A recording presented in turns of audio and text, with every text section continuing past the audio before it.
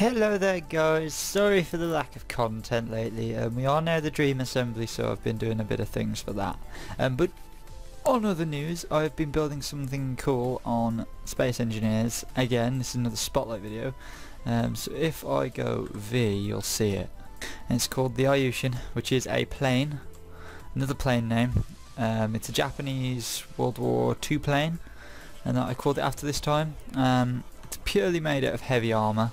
Well, most of it anyway. The deck and the wings that rotate, they're light armour partly.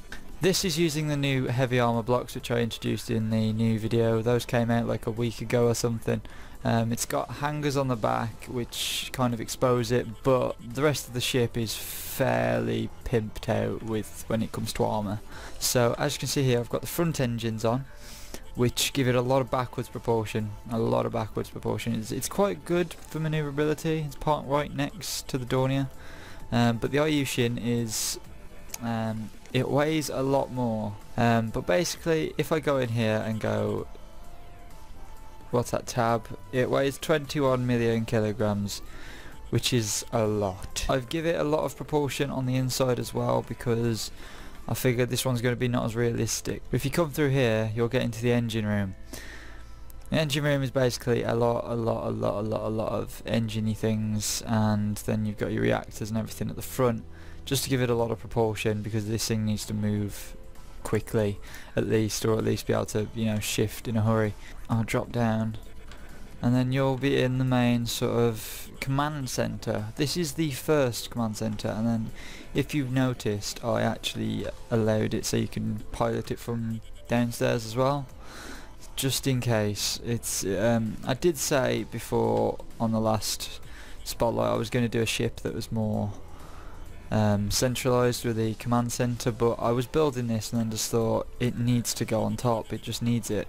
Paint job is still unfinished, and there's still a few things else I need to add to it.